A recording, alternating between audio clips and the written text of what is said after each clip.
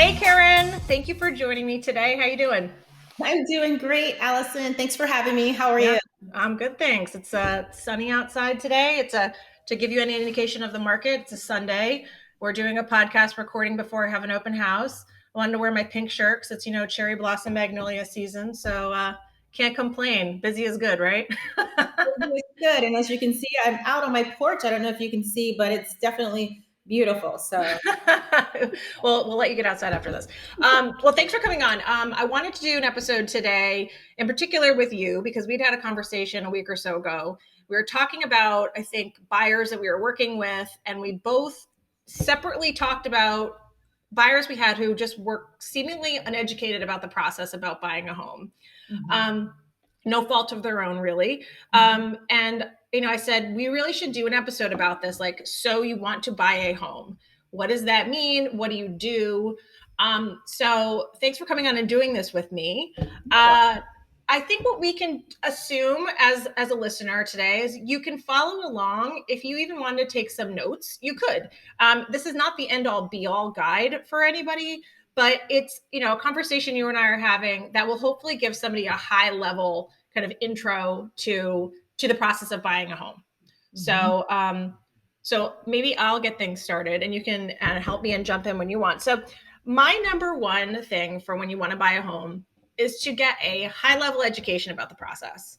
And it could be even, of course, I'm going to tout my own or my own podcast here episode, but something like this, where you have, you listen to somebody talking about it or you read something pretty basic, nothing crazy, because the process will change and evolve and flow. It's a dynamic process as people go along it, but making sure that you're not completely thrown off by the verbiage or some of the steps that you have to take, right? So nothing crazy. But then we'll jump into the steps that most people will say are the first steps people should take, and I'll let you kind of address these two if you want. Well, yeah, Allison, I find myself, I work with a lot of buyers. I work with sellers and buyers, but lately it has been really buyer heavy. And it's interesting that when you work with first time buyers, they call and they're just ready to go out. I saw this house. Can we go see it? Well, hold on, back up a step. Have you spoken with the lender? Have you been pre-qualified? Because we can't just say, oh, I like this house, I'm ready to move, let's move on it. Well, we need to know the steps for how can we move on it. So it's been really interesting with just explaining to buyers, these are the steps. Nope, not no, we can't go out yet. Let's find out, because we don't even know what price range we're in. Are we in a million, or are we 800, or are we 500? What do you want your monthly payments to be? Just because you can afford a million doesn't mean that you want to get a loan for a million, because maybe you don't like what those monthly payments are. So, one of my second splash, kind of with first, I definitely agree with Allison. You want to do a little homework yourself and educate yourself. But equally, and I would say it's a combo. You find that agent that that can help guide you with that, but then you also want to find your buying power. And it's nice when you have an agent that can even refer you to lenders that you can talk to, so that you can find out these questions about what your monthly payments would be at this price range, or what can you qualify for. Yeah, um, I mean, it's important to know, like, this is not like one, two, three, four. You need to go down this list that we're giving in an exact order. So, like, if we were to say the first three steps, which can be done almost simultaneously, it would be these, right? Like having a high level education, which might come from your lender and your agent. So hopefully it's all kind of being done at the same time, or around the same time. But what we are talking about specifically right now is when you've got people who are jumping way ahead and none of these steps have been done, mhm. or they're only talking to you, the agent, as a means to show a house, which is like step four or five on my list, right? Right. So yeah, I agree with you. I mean, I think it again, I don't think it has to be one, two, three here, and I think you can talk to a lender and an agent right around the same time, and most good agents and lenders will have lists of people that they recommend, not one person, because you never want to just recommend one single person, but a list of people that they've done transactions with, who've done a really solid job, who are responsive, and probably when you have these referral lists, they probably speak to each other's kind of like the way that they deal with clients, right? They maybe have the same kind of touch points, or as hands on or hands off or whatever as each other, so they work really well together. Mm-hmm. Yeah. Yeah, no, I would agree with that. Because if you find an agent, because one of your first steps is start noticing agents. You'll start noticing, especially now, in this age, there's a lot of agents that are using social media as a platform to teach buyers, to let you know, this house is for sale, or just to put information out there. So start noticing these agents that are out there, and maybe talk to someone that you like. And if you like that particular personality, you're probably going to like the people that are in that referral, as she said, in that referral group, because agents tend to work with people that are similar, and work well with them. So yes, I absolutely agree with that comment. Yeah. So it's so finding the right agent, finding a lender, and I mean, so we should take a half step back, only because lending, what if you don't need a lender, right? There are people who can spend cash on a house. I don't feel bad if you can't, listeners, because not everybody can do that. but but so you really only need a lender if you need money lent to you. So it would kind of be an overall explore your financing options, right? Like I've had people before where parents have lent money, so they're getting a loan quote, but it's from a family member lending them the money, and so they can pay all up front, like a cash offer when they're offering. So explore your financing options and see what you can do. And most times that means speaking to a lender at the very least to see, money is fairly cheap right now. Like lending, like your interest rates are low. So even if you have the cash, lots of people will decide to get a loan anyway, right? So like that's kind of as speak to a lender, understand your financial picture is kind of that first major caveat, right? Mm-hmm. Yeah. So after those three things, then I think is when you really get set up on a search and you start looking for properties. Mm-hmm. At that point, hopefully, you have an understanding of how you're going to pay for a place, how much you can afford / want to afford.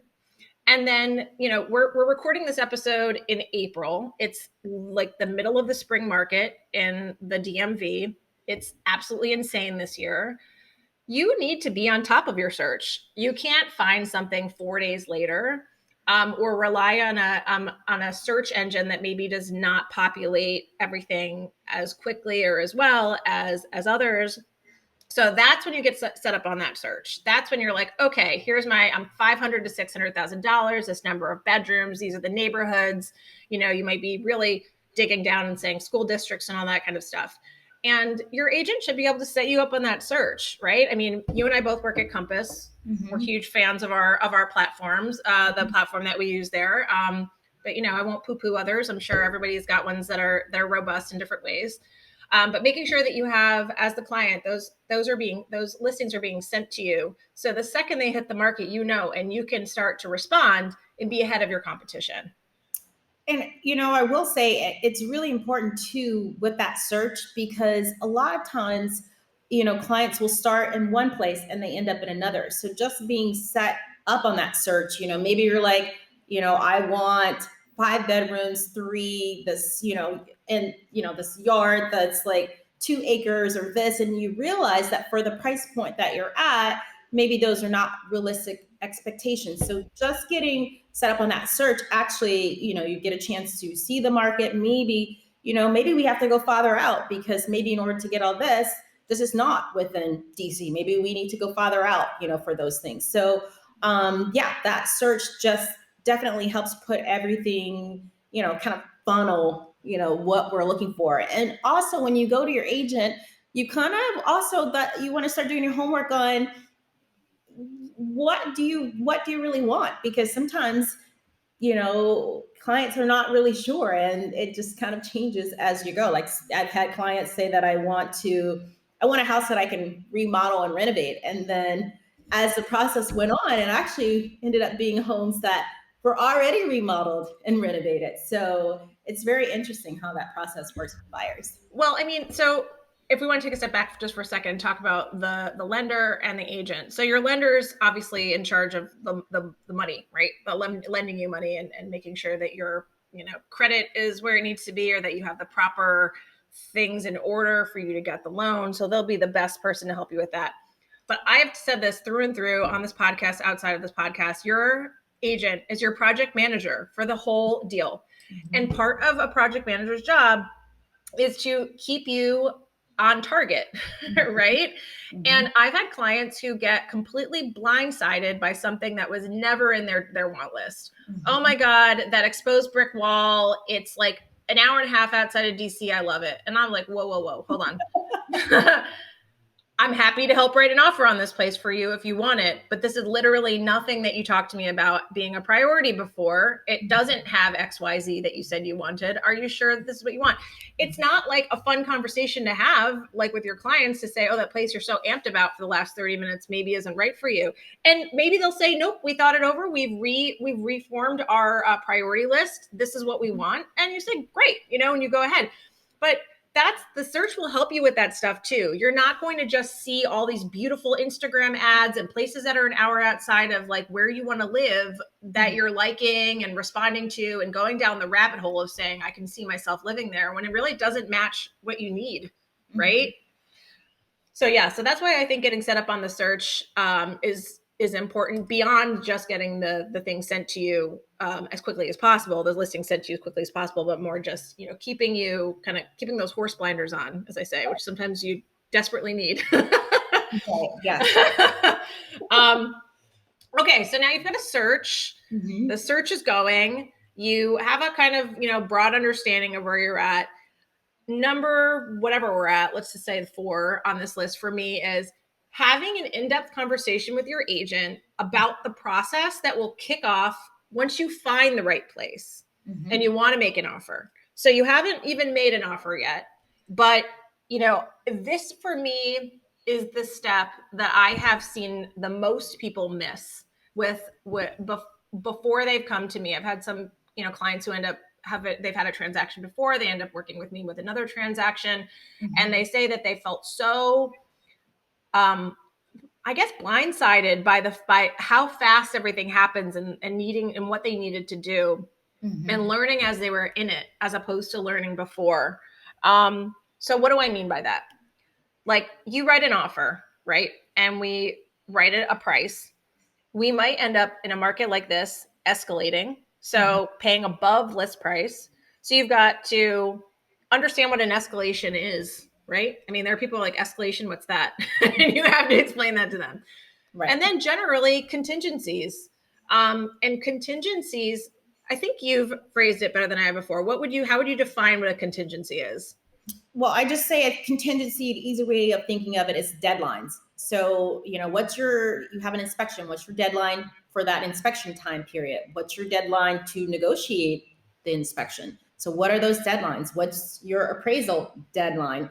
So just think of contingencies as deadlines within the contract.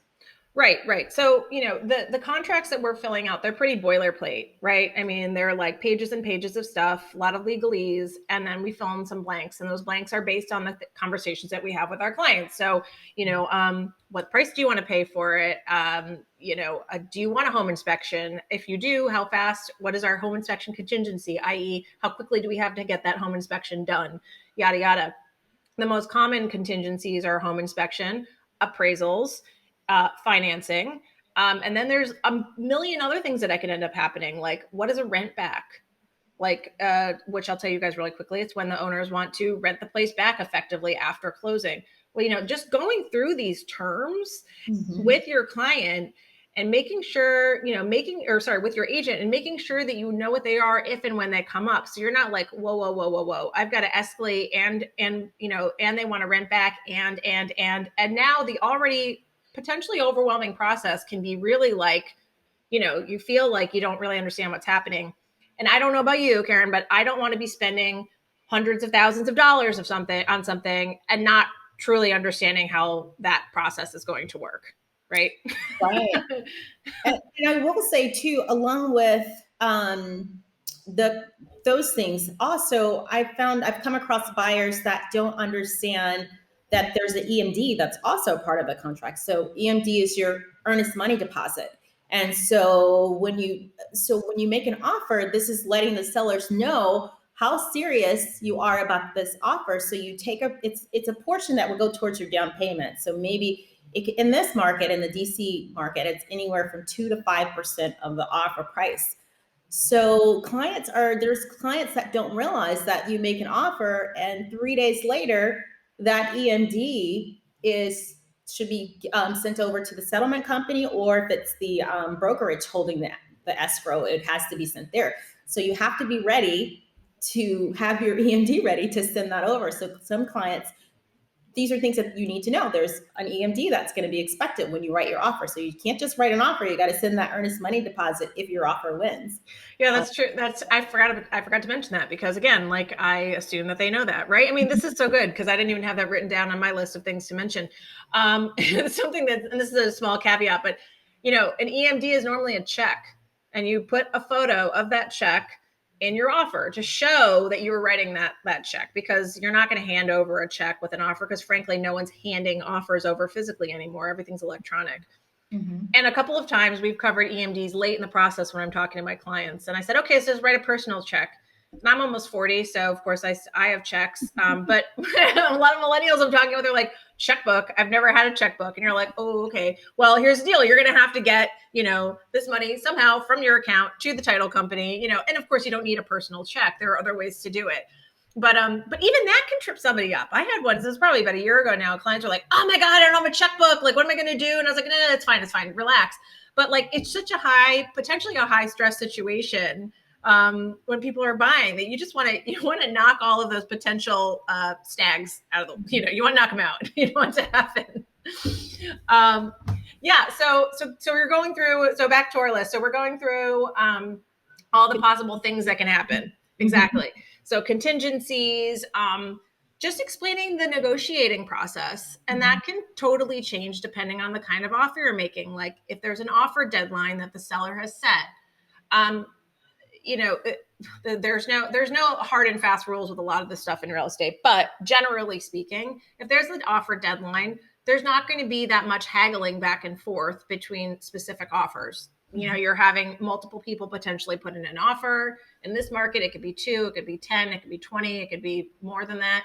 And you are giving your best and final, is what the phrasing we use as realtors, the best and final offer to that home, to that seller's agent, and saying, this is what we can do. This is what we want to do. This is our best offer. Mm-hmm.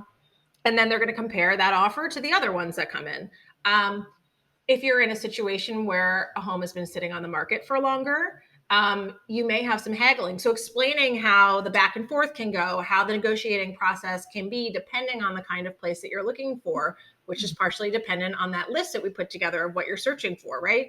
Like we could, as an agent, say, okay, you're looking in a hot area. And we can just mean like physically in a hot area, or we can mean like the price point, everything you're talking about is competitive. And so, telling our buyers what that means and how that will affect them in the offer process is pivotal. Mm-hmm. Right? Right.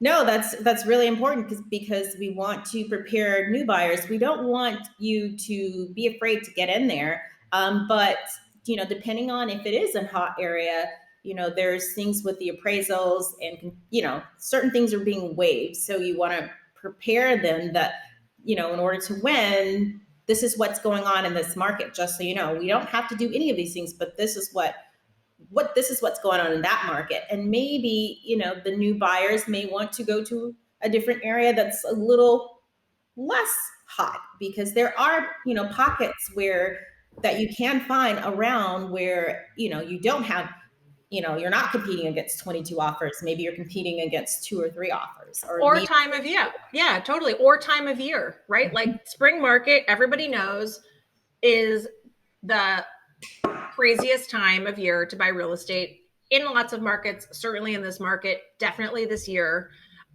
here. And so, if you aren't on a tight timeline, if you're not worried about, say, interest rates going up or, lots of other factors, and you don't want to be in that highly competitive market, you might want to wait until it's slowed down a little bit, right? Like there might be less listed then, but there's theoretically going to be less competition. So maybe you say, I'm going to get my credit in order, or I'm going to save an extra $10,000 before, so I can be more competitive when I need to be. Mm-hmm. Yep. Yeah. So that's like one of my key steps there, is making sure that you go through and talk about all of the different things that can and potentially will happen when you get an offer. So then the next step is obvious. You put in an offer. So, we go with our clients, we check out a place. It's a Thursday. They love it.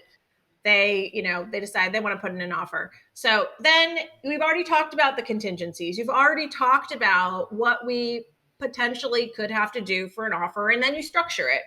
Mm-hmm. And, I tell my clients, I've said this more times than I've wanted to, I think, is like, I don't want to scare you, or I don't want to dissuade you from getting in the market or anything, kind of like what you were saying. My job is to make sure that you know what other people may do and how you can get the house you want or the home you want when you want it. But I'm never going to tell anybody what to do. That's not my job. My job, your job, is not to tell somebody exactly what to do. We're just telling them what other buyers Yeah. are likely to do as well. It's like statistics. It's like you're playing poker. You don't know what anybody else's hand is, and so you're trying to give them the opportunity to make their strongest hand possible, right? Yeah. So it's and I also say to them, we only control 50% of this equation, and that's us. I'm not even sure I'd say that that's 50%, because part of the equation is the seller, part of the equation are the other buyers, right? Like you just don't know anybody else's or everybody else. You might not know the seller's motivations for selling, but you don't know what other buyers are going through. They might be like super pressed to get in a place. They might be willing to pay way over a reasonable, quote, reasonable price for a place. So, I would like to say, sometimes I say, prepare to waive all of your contingencies potentially. And if you don't, awesome, but you get them ready for doing that if they have to. Right. Yeah. Sometimes I feel like a Debbie Downer when I'm talking to my buyers, but I've, knock on wood, I've had pretty good luck because I think I prepare them for what's ahead. I mean, like, I don't control the market. You don't control the market. None of us individually control the market. All we can do is tell people what's happening. Right. And just teach them little strategies and tips, whether it's doing a pre-inspection so that you don't have to have an inspection contingency. There are things that you can do in that way. Maybe you're looking at a new house so that you're not competing with other offers. I have, your new build. Yep. Or maybe we're looking in a different market, like the condo market, and not the single family. I know you're going to be doing an episode on that, but so I don't want to think too much. But your agent can guide you, to the warmer areas, because there's hot areas, there's warmer areas, but that's what having, that's why the agent process is so important, because we can help find, what you're looking for. So, Totally. Yep. Yeah. So now we're at the very end of our process, right? So we've made an offer. Yay, you've won. Potentially it was in a multiple offer situation and you won out. Your earnest money deposit is deposited at the title company or whoever's holding it until closing. And then you just have to get through the contingencies. So those contingencies we discussed: home inspection, appraisal, financing.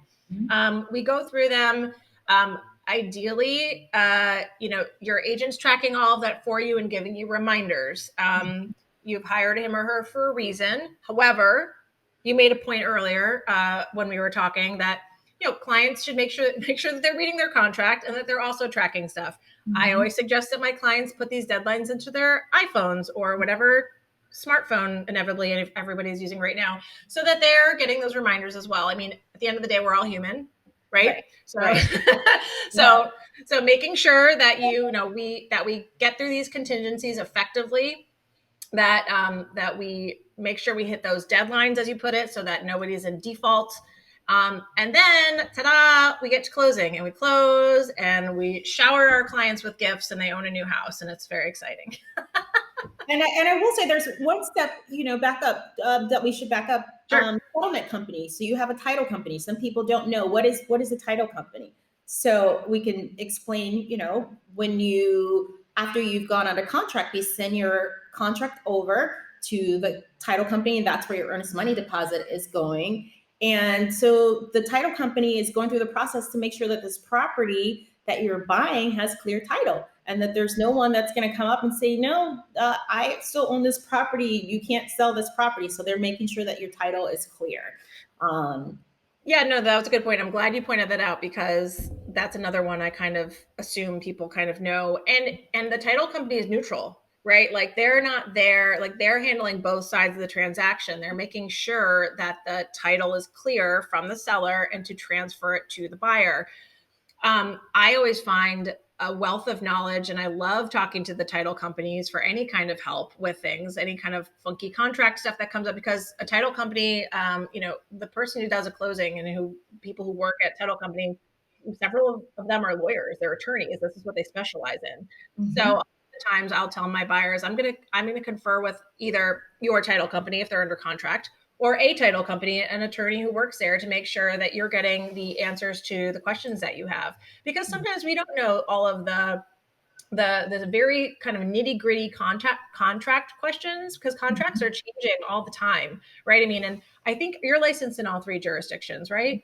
Right. So now so there's contract changes that are happening in three jurisdictions that we're keeping track of. And to my earlier comment, we're all human. Of course, it's my job to make sure that I'm up to date on all of these things. But if a contract changed yesterday or something, and I'm not totally understanding a new thing, then I will call the attorneys at the title company 100%. And I'll say, I need you to walk me through this so I can properly educate my clients and myself. And that's, going back to one of our first points, when you're picking an agent, I think it's important to make sure that you're making sure you're picking somebody who's collaborative and who's going to talk to the right people at the right times. It is a dynamic, like I said, a dynamic process. It's a dynamic industry. Things are changing all the time. And not just like the contracts, not just the paperwork, but like people's needs and wants in the market. And I mean, there's a lot of stuff. You're project managing, right? There's a lot of stuff to juggle and balance. So I think that's something that people should focus on when they're picking an agent, and saying, well, as a buyer, I don't need to know everything. And maybe even my agent doesn't need to know everything, but they need to have the resources, and they need to employ those resources to find out the answers to those questions. Right. So, Yes. And that's so good that your agent has good resources, a good team behind her. Yes. Exactly. And I just want to reiterate, I just have to say this, because read your contract. When I send the offers over and I send them to my client, and I always put, carefully, here's your offer. Please carefully read through your offer and let me know if there needs to be any changes. But make sure, I think sometimes clients are blindly signing and they're not reading.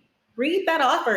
And now if it's your fourth or fifth time, it's the same, if it's in the same, area, you don't have to read it. But at least that first offer, read through it and ask questions. Yep. No, I think that's really, really good advice as well. And don't be embarrassed to ask questions. I had a client, I don't know, maybe 6 months ago or something. She wrote me this text. It was so sweet. And she said, I just want to let you know, I so appreciate you not making me feel like an idiot every time I ask you questions. And I was like, girl, that is like, my job is to answer these questions. And if you weren't asking questions, there'd be a problem. Like, there's a lot happening. And if you know all of this, and you're probably an agent, or you work, if you know all of this stuff, then you're working real estate in some way, shape, or form. Those are the only people who don't have questions. And so ask your questions, get them answered, get as many answered before in advance as possible, so that you're not under a stressed kind of, you're not stressed when you're asking some of those questions. And of course, at various times you have to react and ask questions, when you're in the middle of writing a contract or in the middle of an offer. But that's, again, like, try to understand as much of this as you can beforehand, so that you don't feel thrown off, or you don't feel like you have to catch up throughout the process. Right. All right. And that last point is go to settlement, but make sure that you give yourself enough time to get your deposit wired Yeah. to settlement because Yep. that's really important. Yep. Uh, yeah, Yeah. go ahead.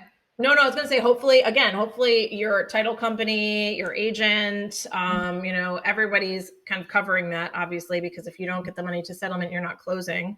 So Right. one would hope that everyone's kind of prompting the buyers to do this. But no, of course, that's important. You need to make sure that the money gets where it needs to go, so that you get those keys to the house when you walk in and live happily ever after. And then one more thing, the settlement company, you'll have a copy of your Alta to go through so that you can see your final numbers. And that's usually given, what, 3 days? But, in a perfect world. But there are some times where there's things with title or different little issues coming up. And, sometimes it may be the day before. And there's nothing that you can do to change that. But you want to make sure you look at those numbers, make sure that those numbers are correct, and then you get a chance to go to settlement and And you know bada bing, bada boom, you own a home. yeah. So it may sound overwhelming, but it's not. Well, it could be, but if you're working with a good agent, it can be a really enjoyable and fun experience. So I could not have put it better myself. Well, thank you so much, Karen, for being my guest. I hopefully you and I will continue to get all of our buyers under contract, fully educated and understanding the process without too much headache or just having fun, as you said.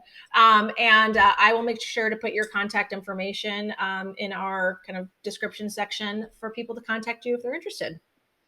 thanks, Allison. Thanks for having me, and enjoy your Sunday. This beautiful Thank day. you. Thank you. Thank you. Okay. Bye bye. Talk to you later.